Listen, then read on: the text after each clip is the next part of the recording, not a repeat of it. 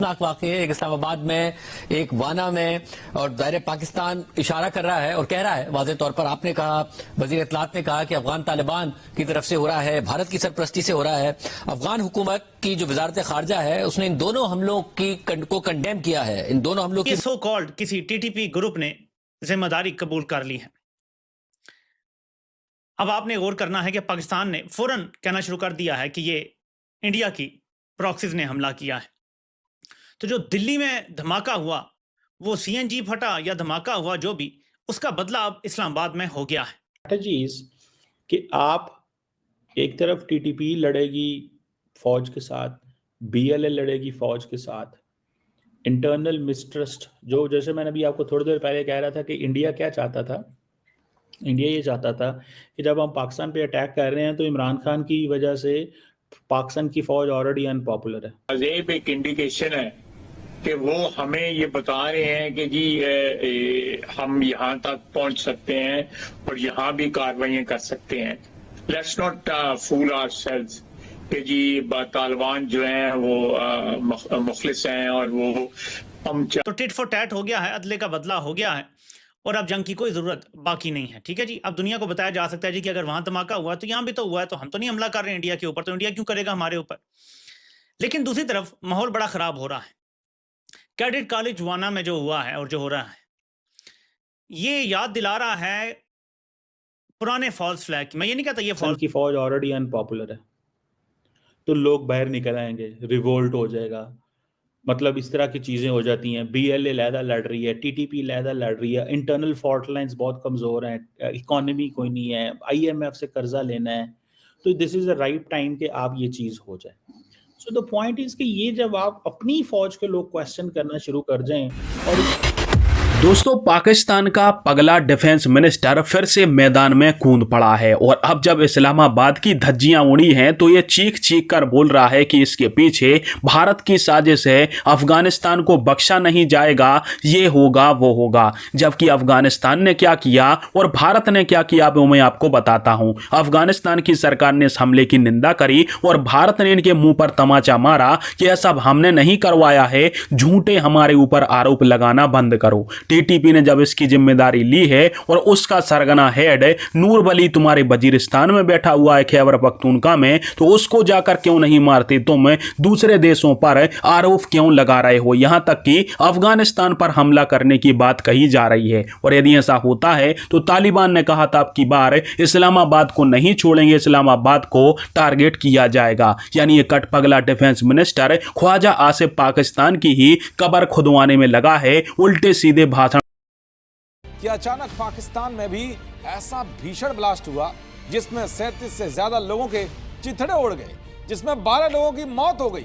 यह धमाका इतना जबरदस्त था कि इसकी आवाज 6 किलोमीटर दूर तक सुनाई दी। ये धमाका पाकिस्तान की राजधानी इस्लामाबाद में कोर्ट के बाहर हुआ है। यहाँ एक आत्मघाती हमलावर ने पुलिस के वाहन के पास खुद को उड़ा लिया। वीडियो में जलती हुई कारें, धुएं के गुबार और पूरे परिसर में अफरा तफरी दिखाई दे रही है।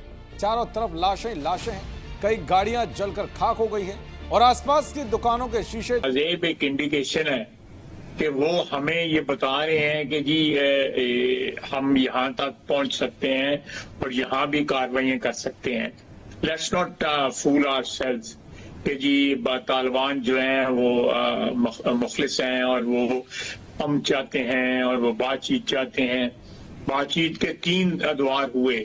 अगर काबुल में एक अकाई की हुकूमत हो, एक आप कह सकते हैं can't find a suitable word for that, कि जिसमें बिल्कुल कोई फैक्शंस ना हो, किसी में कोई इंतशार ना हो, वहां पे कोई मुंतशिर से जो है ग्रोह जो है उनकी वहां पे हुकूमत है, उनके अपने अपने एजेंडाज हैं, उनके अपने अपने इंटरेस्ट हैं।